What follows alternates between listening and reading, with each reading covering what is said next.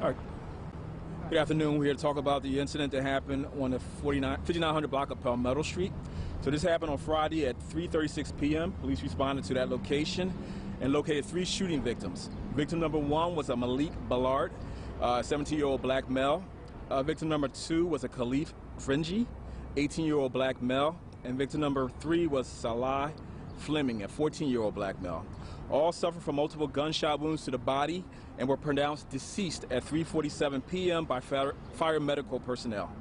There was one surviving shooting victim. He's a 16-year-old black male. He was transported to Frankfurt Hospital by private auto. He was suffering from 1 gunshot wound to the chest as well. Here's what we do know. Between the hours of 2:15 p.m. and 3:17 p.m., 2 groups of males arrived on the 5900 block of Palmetto Street in separate vehicles.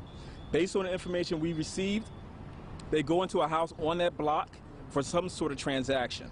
At some point during their meeting, gunfire erupted, resulted in 4 shooting victims. 3 succumbed to their injuries.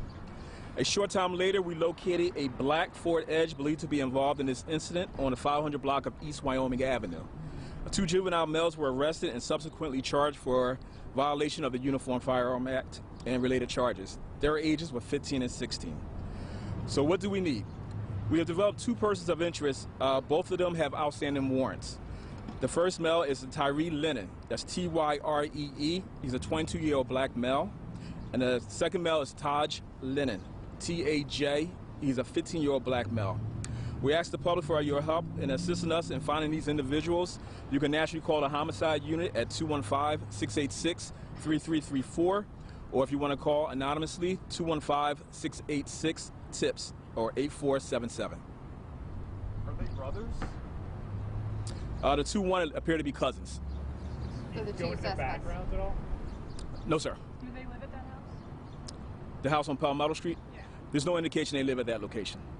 And I heard that maybe it was a gun swap or gun-related transaction inside the house. That's part of our investigation. That's still an ongoing investigation as well. Do you know how they knew each other, though? Is there any indication of, like, did the kids go to the same schools or something like that?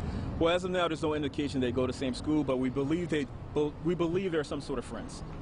What type of friends they are, it's questionable. Can you just talk? The 16-year-old who was dropped off at the hospital, is he brothers or cousins with one of the people who dropped him off? Again, that's part of the investigation. I can't disclose that right now. Can you just talk in general about, I mean, this is a lot of teenagers that are involved in gun violence. There's possibly a gun transaction. We don't really know what the investigation is, but can you just talk about kids with guns? Because we've seen that number really creep up over the last few years of kids with guns and kids dying. Right. So based on the information I just provided you, we have at least, it looks like 5 juveniles and 1 adult male involved in this. The gun violence with the juveniles is out of control. That goes without saying. So we have to find a way to get the guns off the street and to have some type of intervention. We believe the parents need to be more involved in this to make it happen. And how would you say to parents how to be more involved? Because so many parents may feel like they're, trying to give space because they're teenagers, but also they don't want their kid to be caught up in something. I understand. Those days of giving your children space should be over. If you see something, I know you heard the cliche before, you see something, say something. If the parents feel fearful of their children, they can call anonymously as well. So if you know your child has a gun, it behooves you to let us know what's going on. So was this a shootout between 2 groups of teenagers? I wouldn't say there's a shootout between 2 groups of teenagers, but what we do know is 2 groups arrived at that location to make some type of transaction. And there were teenagers in both those groups? That is correct. And were there adults in those groups too?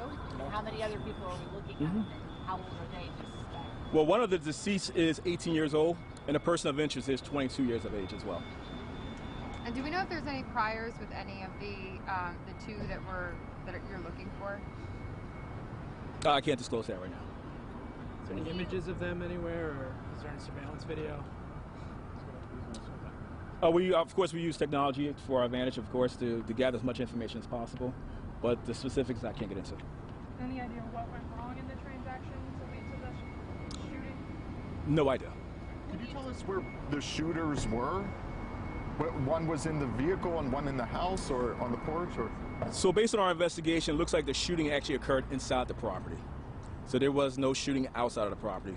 How did the 16-year-old end up on the sidewalk? It's our belief that he may have tried to get out of the house and then collapsed. Let's go back to the message to parents. I mean, are the parents even present to hear this message? In this particular case, I can't answer that, but all I'm saying to you overall, if we can get that message out to the parents, because as I've said before, you know what your children are doing. You know the neighborhood, you know the crime that goes on in your neighborhood. It's up to you as citizens to report that and report it to us so we can take the proper action. So like turn over beds, looking drawers, looking...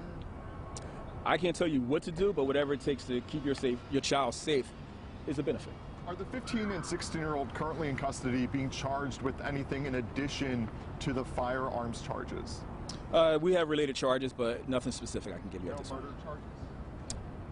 Oh, that's a negative as of now. Are they expected to be charged with murder? Again, that's part of the investigation. Okay, thank you, Inspector. Paige, you have a question about the... Yeah, can we ask about the 3-year-old and the whole... Yeah, so I'll go over the case just so you have it. Approximately little after 5 yesterday, we had a mother show up at a firehouse with a 3-year-old. The 3-year-old had suffered a gunshot wound to his mouth area. Was immediately rushed by fire department to CHOP, where the child is currently stable.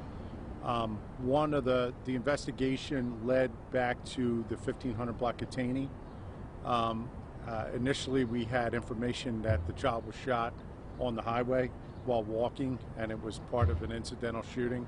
The investigation, some of the evidence that we've recovered now point that the child has been shot inside a location there. A search warrant was served, evidence was recovered, and we are still actively investigating to see who is going to be responsible for the shooting. That raises questions about the initial information you received. Did that come from the mother? I'm not going to get into the statements that we took, but it's obvious we took some false information initially, and we're looking very closely at everything right now. All right? Thanks. All right.